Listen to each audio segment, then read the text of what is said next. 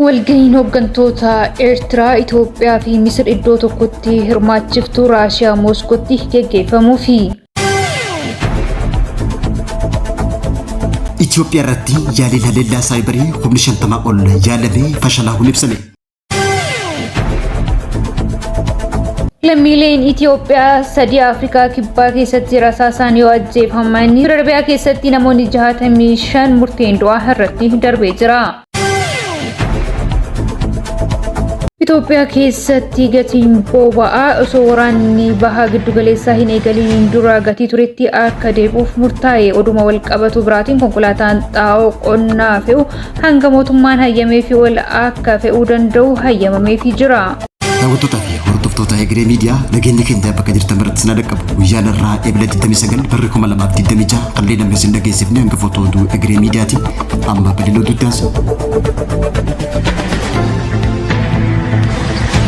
Walga'iin hooggantoota Eertiraa, Itoophiyaa fi Misir iddoo tokkotti hirmaachiftuu Raashiyaa Mooskootti geggeeffamuu fi biyyoota biraa yeroo deeman hedduminaan kan hin mul'anne pirezidaantiin Eertiraa Isaayyaas Afwerqii, ministeera muummee Itoophiyaa Dr. Abiy Ahmad fi hoogganaan Firaa'onotaa kan biyya Misirii michummaan isaanii dhimma laga Abbayyaa irratti Itoophiyaa gaarreeffatanii ilaalaa kan jiran iddoo tokkotti wal arganii dhimmoota Afrikaa fi hariiroo Raashiyaa waliin qaban cimsu. Bakka hooggantoonni Afrikaa biroo fi dursa Raashiyaa Puutiin argamanitti akkasumas walgahii pirezidaantiin Ameerikaa karaa onlaayiniin irratti hirmaatan jedhame irratti waliin hirmaachuuf jedhame. Walgahii hariiroo Afrikaa fi Raashiyaa cimsaa jedhamee eegamaa jiru kun marsaa sadaffaa kan geggeeffamu yoo ta'u yeroo lamaan darbe keessatti Itoophiyaa bakka bu'uudhaan kan hirmaatan ministeera muummee Itoophiyaa Dr. Abiy Ahmad fi Eertiraa irraa immoo yeroo tokko pirezidaantii biyyattii Isaayyaas Afwerqii kan hirmaatan yeroo tokko immoo qondaaltonni biyyattii walgahicha irratti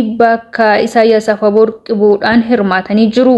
Biyyoonni lixaa fi Awurooppaa hedduun hariiroo biyyoota Afrikaa waliin qaban yeroo irraa gara yerootti fooyyessaa qoqqobbiin hedduun irra ture. Eertiraan hariiroo biyyoota Arabaa waliin qabdu cimsaa jirti. Ameerikaa waliin hariiroo dippiloomaasii gaarii uumachuuf imala irra jiraachuu ishee gabaasuun keenya kan yaadatamu yoo ta'u, hooggantoonni biyyoota Afrikaa hedduun gara Finfinneetti dhangala'uu erga eegalanis waggoonni lakkaa'amanii jiru. Walgahii wal fakkaataan hariiroo Afrikaa fi Xaaliyaanii Finfinneetti bara kana keessa geggeeffame irratti hooggantoonni biyyoota hedduu kan hirmaatan yoo ta'u, garuu pirezidaantiin Eertiraa Isaayyaas Afwerqii osoo irratti hin hirmaatin hafuun isaanii kan yaadatamudha. Walgahiin Mooskoo bara 2026 geggeeffamuuf deemu kana irratti Eertiraa bakka bu'uudhaan Isaayyaas Afwerqii ni hirmaatu jedhamee kan eegamaa jiru yoo ta'u, dabalataanis ministeera muummee Itoophiyaa Dr. Abiy Ahmad dabalatee hoogganaa Misiris irratti ni hirmaatu jedhamee eegamaa jira. Walgahiin kun Raashiyaa magaalaa Mooskootti kan hirmaatuu fi qophii guddaa akka taasifamaa jiruu fi hooggantoonni biyyoota Afrikaa hedduunis irratti hirmaatu jedhamee abdii guddaadhaan eegamaa jira.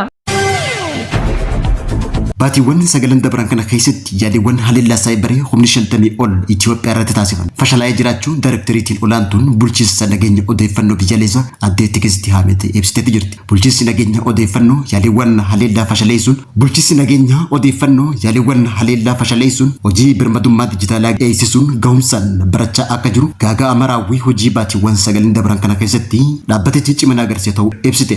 Raawwiin kun kan mul'ate karoora dijitaalaayizeeshinummaa Itoophiyaan bara 2030 gama milkeessuutiin nageenya biyyaalessaa mirkaneessuun akkasumallee dhiibbaa biyyattiitiin nageenya saayibariin qabdu gama guddisuutiin hojjetamaa jiru kan agarsiisa ta'uu ibsite. Baatiiwwan sagalan dabran kana keessatti haleellawwan saayibarii dhaabbilee ijoo ta'an irratti raawwatamaa ture guutumaan guutuutti fashalaa'uu akka danda'an hooggantuun olaantuun dhaabbata kanaa beeksifte. Ce'umsa dijitaalaa Itoophiyaan dandeettii of hoogganuutii fi hirkattummaa alaarraa if baasuudhaaf hojiilee oomishaalee teekinooloojii furmaataawwan mandhaalee misoomsuu fi dhaabbilee garaagaraa hidhachiisuun cimee kan itti fufu hoggaa ta'u, kunis ammoo ragaa dhaabbaticharraa argameen kan mul'atu ta'uu ibsame.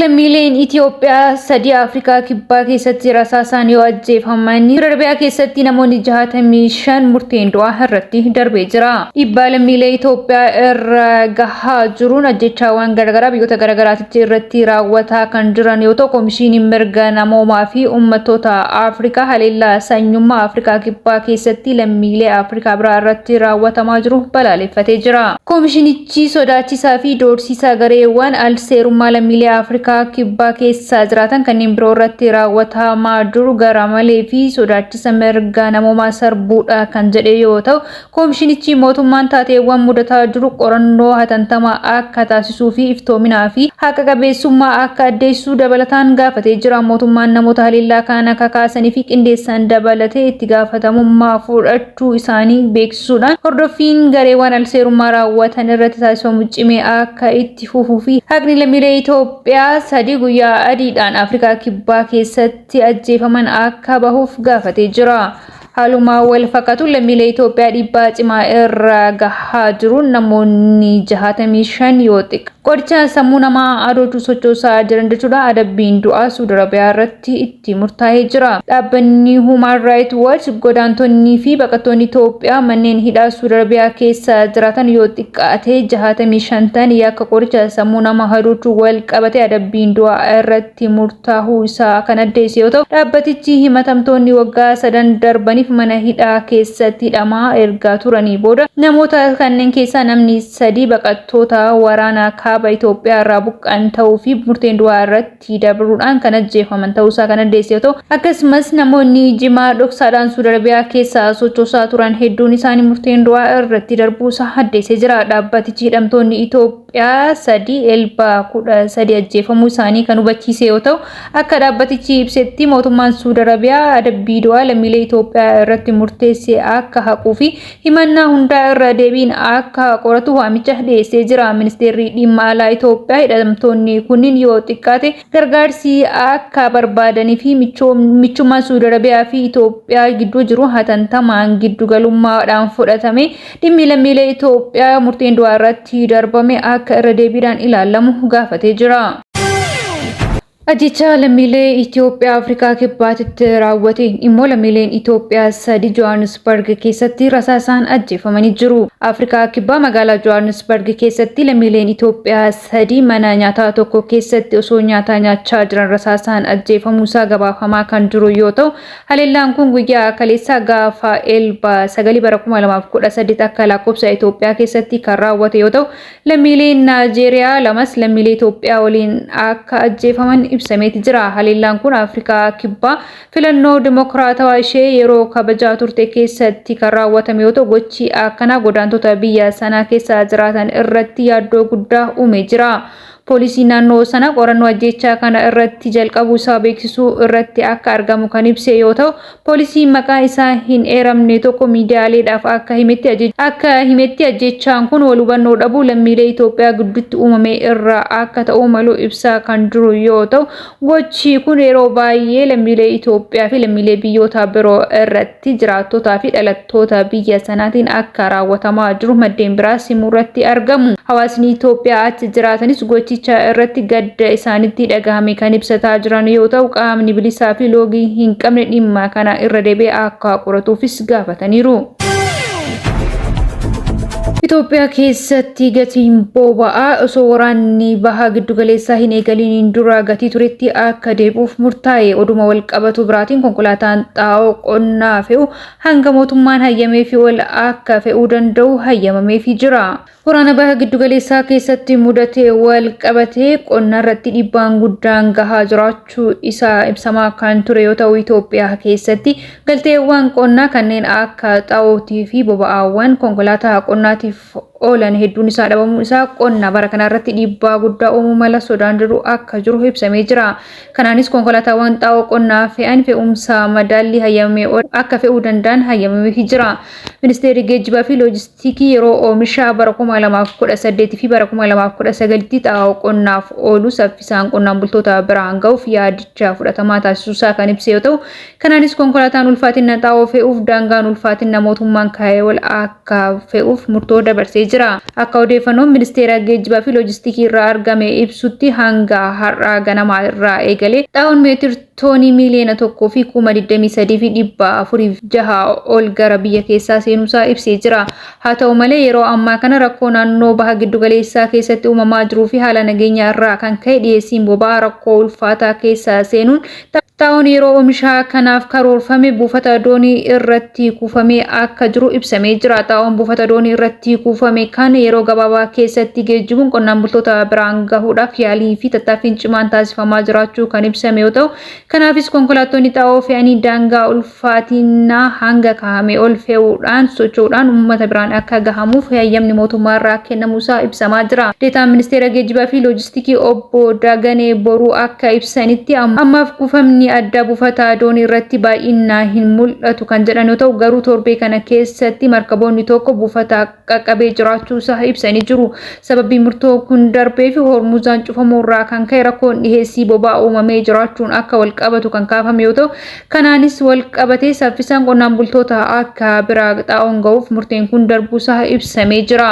Oduma wal qabatu biraatiin gatiin boba'aan dabaluu hawaasa irratti dhiibbaa guddaan geessisaa jiraachuu wal qabatee mootummaan galchiiwwan boba'aatiif deeggarsa cimaa akka taasisu ibsuudhaan guyyaa irraa eegalee gatiin boba'aa Itoophiyaa keessatti osoo waraanni baha giddu galeessaa hin eegalin dura gatii gurguramaa jiruun akka gurguramuuf murteen darbe.